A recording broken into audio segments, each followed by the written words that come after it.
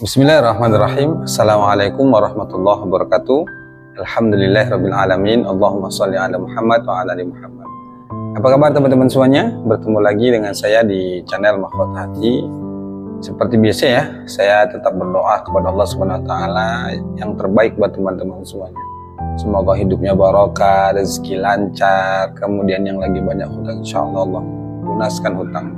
Yang punya hajat apapun insyaallah Allah kabulkan hajatnya. Yang penting kita terus meminta sama Allah, jangan putus asa dan jangan pernah bosan.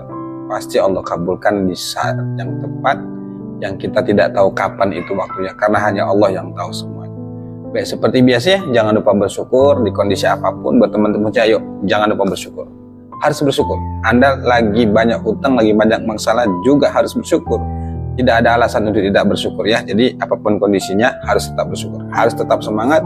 Latih jiwa kita untuk selalu bilang alhamdulillah ya Allah aku sehat, alhamdulillah ya Allah aku kaya, alhamdulillah ya Allah hutangku lunas. Walau faktanya Anda saat ini itu sedang menghadapi masalah hutang, lagi sulit, lagi susah, lagi apapun, ayo tetap bersyukur. Karena itu orang bersyukur itu salah satu cara untuk bisa kita menjadi orang yang berlimpah. Tentunya semua orang ingin hidupnya berlimpah. Nah caranya adalah harus bersyukur. Baik teman-teman semuanya, sebelum materi seperti biasa yang ingin bergabung di grup Mahkota Hati, silahkan WA nomor yang tertera di bawah ini, itu nomor saya. Dan yang ingin bergabung di kelas online itu juga nanti bisa dihubungin admin ya. Intinya gini, kalau di grup itu gratis teman-teman semuanya, dan di grup itu nggak ada biaya, bahkan di grup juga saya kasih materi, sering apa ya, ya pokoknya grup itu saya buka, sering kasih materi dan sering kasih motivasi juga lah di sana. Cuman kalau kelas online itu kan kita bedakan tujuannya apa. Di kelas online itu adalah mereka yang siap untuk kita bimbing hutangnya sampai lunas. Nah jadi teman-teman semuanya kalau ingin siap kita bimbing sampai hutangnya lunas ya silakan ikut di kelas online itu, karena kita bimbing secara intens, secara totalitas, kita support terus, kita kasih semangat terus gitu ya.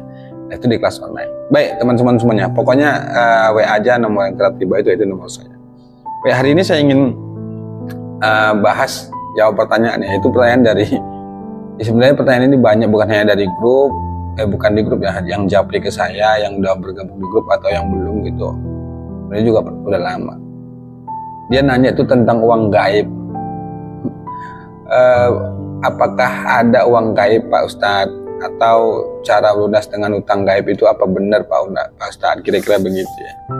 Ya sebenarnya begini ya, saya jawabnya pengalaman dulu itu saya juga ketika masalah utang itu ya, saya juga berpikirnya begitu. Kan orang yang lagi banyak utang itu pikirannya maunya ingin cepat saja utangnya lunas, mengambil jalan-jalan pintas, kadang-kadang nggak memikirkan apakah itu benar atau tidak, kadang-kadang begitu ya, saking ingin cepatnya. Ya begitulah, karena memang beban hutang itu benar-benar menyiksa diri kita, menguras tenaga, energi semuanya lah, tidur nggak bisa, makan nggak enak.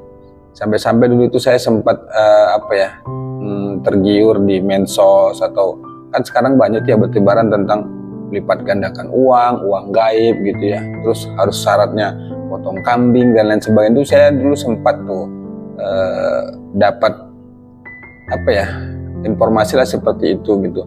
Mereka yang terjebak hutang itu ingin pakai dana gaib gitu ya, kemudian melipatkan dan lain sebagainya, pokoknya begitulah. Tapi intinya apapun itu setelah saya pelajarin dan pahami, dan saya bertanya ke guru-guru saya bahwa ternyata uang gaib itu nggak ada teman-teman semuanya, nggak ada. Logikanya saja itu begini, kalau memang uang gaib ada, ngapain mereka itu kalau memang uang gaib itu ada, ya lebih bagus mereka memperkaya dirinya sendiri, ngapain juga untuk yang lain-lain. Kan begitu secara logika ya, yang saya pahami. Ini mohon maaf kalau saya salah ya.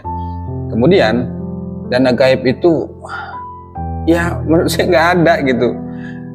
Itu namanya apa ya, terlalu memaksakan, harus sesuai dengan keinginan kita, dan itu yang bisa merusak tauhid kita. Saya tuh selalu bilang ya di YouTube, di grup-grup WA itu yang saya buat tuh, bahwa hutang itu ranahnya Allah, hutang itu wilayahnya Allah. Siapa sih orang yang tidak ingin hutangnya cepat lunas? Pastinya pingin. Cuma kadang-kadang kita enggak introspeksi diri, kita maunya serba cepat, serba instan. Padahal kalau kita tahu sebenarnya Kita tahu itu bahwa hutang itu benar-benar bukan menjerumuskan sih, maksudnya itu ya, apalagi hutang-hutang riba ini benar-benar membuat diri kita, hidup kita itu tersiksa. Kenapa kita lakukan? Pertanyaan begitu. Jawabannya oke lah ya, karena terdesak, karena kebutuhan segala macam. Tapi ketika sudah kita jalanin, kita pun terjerat masalah, kita nggak bisa bayar, akhirnya kita kelimpungan, bingung, takut, cemas, diteror, dimaki, dihina dan segala macamnya. Kita tuh kadang-kadang berpikir tuh ngambil jalan pintas tuh itu tadi, seperti mau ikut uang gaib, uang segala macam lah, pokoknya yang cara-cara itu yang kadang-kadang yang bisa tauhid kita jadi rusak akhirnya. Maka oleh karena itu saran saya teman-teman semuanya, saya selalu bilang bahwa kalau Anda ingin hutang Anda lunas, ketika Anda sudah capek hidup susah, rezeki sulit, hutang banyak, merasa hidup tuh gak ada perubahan gitu ya, jalan terbaiknya itu kembali ke Allah. Gak ada cara yang terbaik teman-teman semuanya, gak ada. Dunia ini itu milik Allah, yang atur itu Allah, baik buruknya kehidupan kita itu Allah, pokoknya semuanya itu Allah. Nah kalau kita merasa hutang kita banyak dan merasa nggak sulit kali lunas, rezeki kita kok sudah kerja keras banting tulang, cek ibadah kita. Kalau kita memang ingin hidup kita diperbaiki Allah, sungguh-sungguhlah perbaikin. Yang awal sekali adalah sholat kita, benar-benar perbaiki di awal waktu. Usahakan kalau selama ini sholatnya kita tuh di akhir waktu atau kita suka menunda, cobalah benar-benar kita perbaikin itu di awal waktu. Bila perlu belum waktunya azan, belum waktunya sholat itu kita sudah datang dulu, misalnya bagi laki-laki ke masjid gitu ya, sholat tahiyatul masjid, sholat wudhu gitu ya, kita benar-benar memaksa diri kita itu untuk hadir sebelum waktunya sholat, sebelum Allah memanggil kita sudah datang, sampai sebegitunya. Pokoknya saran saya itu langkah awalnya itu perbaikin sholat kita, itu yang paling penting. Kalau memang benar-benar kita ingin hidup kita itu diperbaikin Allah, maka langkah awalnya itu perbaikin sholat dulu. Kalau perkara amalan itu banyak teman-teman semuanya. Saya meyakini pasti Anda itu sudah banyak dapat amalan dari guru-guru lah ya, sholawat ya, istighfar, dan amalan itu kan banyak ya, yang itu bisa kita amalkan, dan itu kalau kita benar mengamalkannya secara istiqomah dan rutin, insya Allah itu keajaiban pertolongan Allah pasti datang. Cuma kadang-kadang kita ini karena nggak sabarnya tuh asik sibuk dengan ganti-ganti amalan saja. Kita dikasih amalan oleh guru kita ngamalin sholawat, misalnya sholawat Jibril 4444 kali, itu amalkan, waktunya bebas. Ketika kita amalkan itu, kita nggak ada merasa perubahan, nggak ada keajaiban, akhirnya kita pindah lagi mengamalkan, ada lagi yang mengajarkan ke kita amalkan istighfar 1000 kali, akhirnya kita amalkan itu beberapa hari atau beberapa bulan kita kerjakan, kita merasa nggak ada perubahan, kita pindah lagi cari amalan, misalnya amalan-amalan ya baca zikir-zikir yang lain gitu. Itu yang menurut saya itu kurang tepat. Kalau Anda sudah diijazahkan oleh guru, atau Anda belajar kemanapun, atau Anda memang meyakini dengan amalan itu insya Allah pertolongan Allah datang, amalkan saja. Ada orang itu dia fokus mengamalkan satu amalan saja, hidupnya berubah itu. Ada orang yang dia banyak mengamalkan tuh, dia amalkan tapi hidupnya nggak keajaiban pertolongan Allah tuh nggak datang tuh, ada juga gitu. Ya sama, saya juga dulu begitu, sudah mengamalkan ini kok nggak ada perubahannya, akhirnya pindah. Ini gimana ya caranya, terasa berat segala macam gitulah.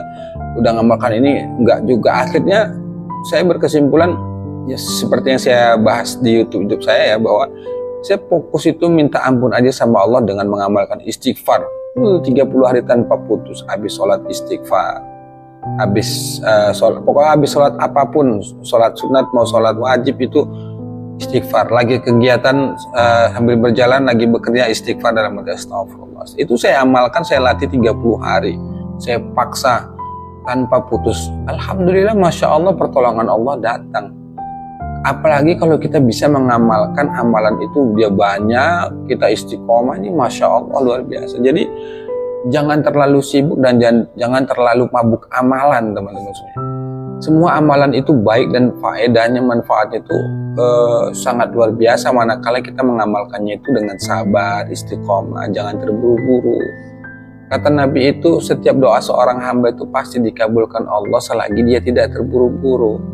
Ya memang saya memahami ketika apa ya, himpitan utang, tuntutan dari atau paksaan dari yang nagih hutang itu harus bayar tanggal sekian atau hari ini, sementara kita nggak ada uang, akhirnya kita panik, kita kebingungan, kita berusaha cari pinjaman sana sini nggak ada, mentok, kita ketakutan, takut dimaki, takut dihina, takut segala macamnya lah, takut diusir dari kontrakan. Itu kadang-kadang yang membuat diri kita tuh jadi down, gak semangat lagi, padahal kita malam sudah tahajud, sudah sedekah, sudah ngamalin banyak amalan, tapi kita merasa seolah Allah itu kok gak dengar doa kita, seolah kita itu kok Allah itu membiarkan kita padahal kita sedang susah.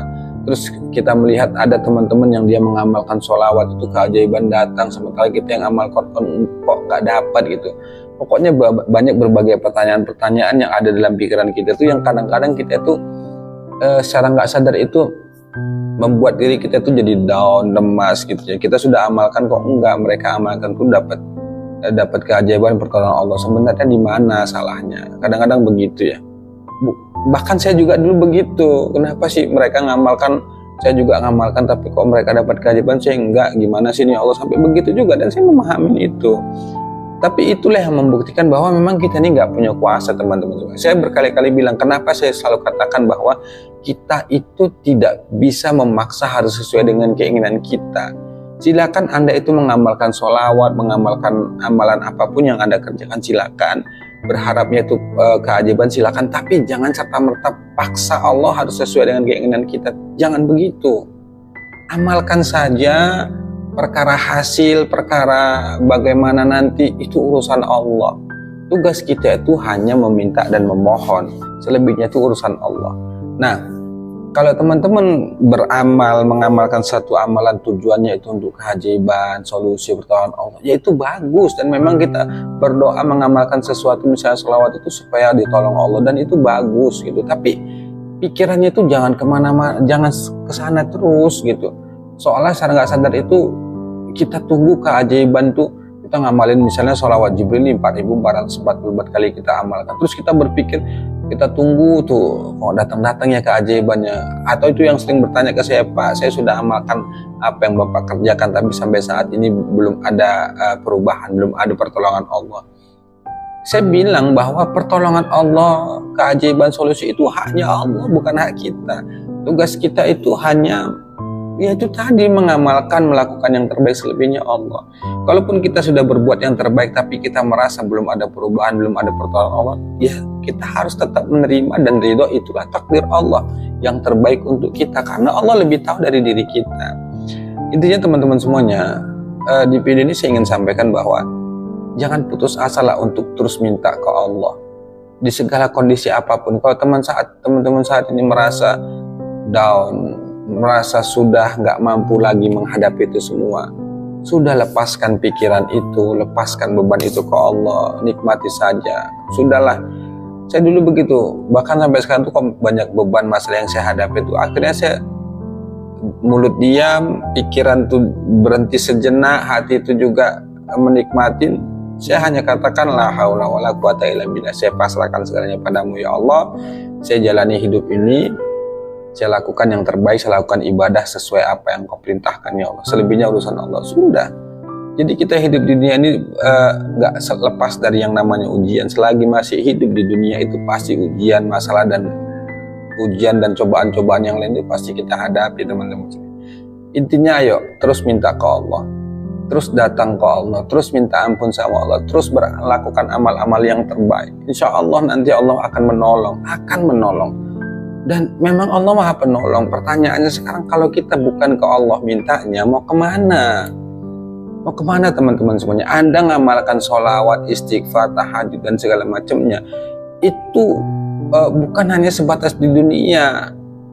Anda juga akan merasakan, kita juga akan merasakan manfaatnya nanti di akhirat. Jadi tidak ada yang sia-sia ibadah yang kita lakukan itu. Kebaikan sekecil apapun, tidak ada yang sia-sia, pasti dibalas sama Allah. Nanti akan kita petik semua hasilnya itu di akhirat kelak. Jadi intinya teman-teman semua yang sudah stop ya, jangan lagi berpikir uang gaib lah, melipat gandakan uang lah, jangan, sudah. Cara terbaiknya tuh ketika Anda susah, ketika kita merasa hidup kita tuh kok terpuruk ya, riyadhah, balik ke Allah, taubat. Karena semua itu sebab karena dosa dan kesalahan kita, sehingga Allah itu memberikan, ya menempeleng kita bahasanya itu, supaya kita taubat, hidup kita ingin diperbaiki Allah. Itu teman-teman. Jadi kalau Anda sudah mengamalkan toh juga merasa hidup belum berubah, sabar teman-teman semuanya, sabar. Nggak ada jalan terbaik itu, dan apapun amalan yang kita lakukan insya Allah tuh kebaikan, insya Allah itu yang terbaik untuk kita, dan insya Allah pasti dibalas Allah dengan kebaikan juga. Itu teman-teman semuanya. Jadi sekali lagi, menurut saya uang gaib itu nggak ada teman-teman semuanya. Jadi kalau mau ingin lunas utang, selesai masalah ya datang ke Allah, minta ke Allah, karena itu cara terbaik. Demikian, assalamualaikum warahmatullahi wabarakatuh.